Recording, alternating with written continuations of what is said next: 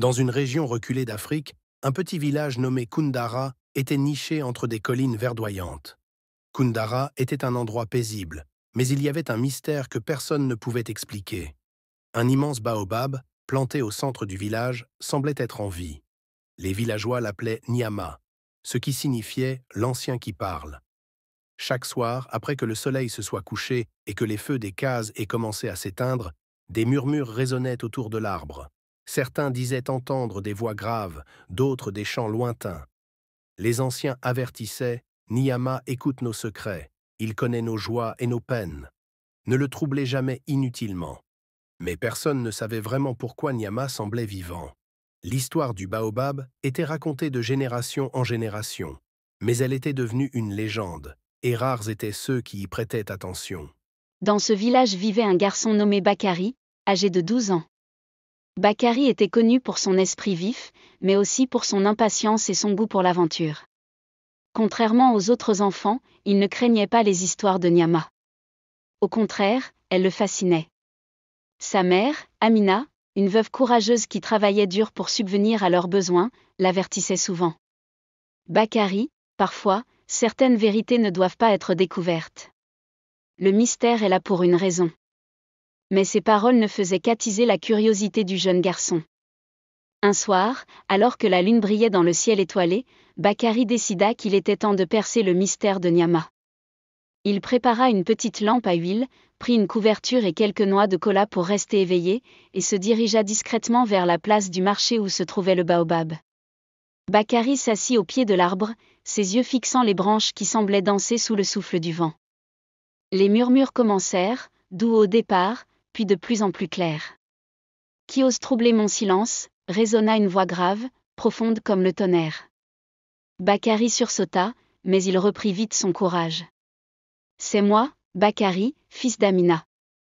Je veux savoir qui tu es et pourquoi tu parles la nuit. » Un long silence suivit, puis l'arbre répondit avec un rire lourd et mystérieux. « Tu es brave, Bakary, ou peut-être simplement trop curieux. Mais puisque tu as osé venir jusqu'à moi, je vais te raconter mon histoire. Prépare-toi, car ce que tu apprendras changera ta vision du monde. » Nyama raconta alors une histoire ancienne, si ancienne que même les plus vieux des villageois ne la connaissaient pas. Il y a des siècles, Nyama n'était pas un arbre. Il était un homme, un roi puissant qui régnait sur un grand royaume prospère. Mais ce roi, nommé Ngaro, était connu pour son orgueil. Bien qu'il fût riche et puissant, il méprisait les faibles et les pauvres. Un jour, une vieille femme, vêtue de haillons, était venue à son palais, le suppliant de lui donner un peu de nourriture et d'eau. Le roi, irrité par sa présence, avait ordonné à ses gardes de la chasser. Avant de partir, la vieille femme lui avait lancé un regard perçant et dit : « Ngaro, toi qui ignores les cris de ton peuple, tu apprendras ce que signifie écouter sans jamais être entendu. » Le roi, trop fier, n'avait pas pris ces paroles au sérieux. Mais cette femme n'était pas une simple mendiante. Elle était une sorcière puissante. Cette nuit-là, alors que le roi dormait, il se transforma en arbre. Son corps devint tronc, ses bras se changèrent en branches, et ses pieds s'enfoncèrent dans le sol pour devenir des racines. Il était condamné à rester ainsi pour l'éternité, écoutant les secrets et les souffrances de ceux qu'il avait autrefois méprisés. Bakary, écoutant cette histoire, sentit une étrange chaleur dans son cœur. Il demanda : « Pourquoi me racontes-tu cela, Nyama ? Que veux-tu que je fasse de cette vérité ? » Nyama répondit : « Parce que tu es jeune, Bakary, et que le futur du village dépend de ta génération. Si tu veux éviter le sort que j'ai connu, apprends à écouter avec ton cœur. Sois généreux envers les autres, même lorsqu'ils n'ont rien à t'offrir en retour. » Ces mots résonnèrent profondément en Bakary. Le lendemain, Bakary courut raconter ce qu'il avait appris à sa mère, puis aux anciens du village. Au début, personne ne le crut. Mais au fil des jours, ils remarquèrent un changement en lui. Bakary devint un jeune homme respecté pour sa sagesse et sa générosité. Il incita les villageois à prendre soin des plus vulnérables et à partager leurs ressources.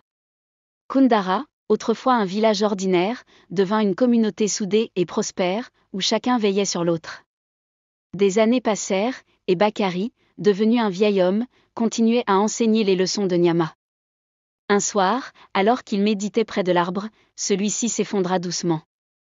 Les villageois, attristés, découvrirent sous ses racines une petite boîte en bois contenant un message gravé. Que chacun écoute avec son cœur et partage avec générosité. Ainsi, vous vivrez en harmonie avec la nature et entre vous. Bakary fit graver ces mots sur une pierre au centre du village, pour que jamais personne n'oublie la leçon du baobab parlant. Ce récit illustre l'importance de l'écoute, de la compassion et de la générosité.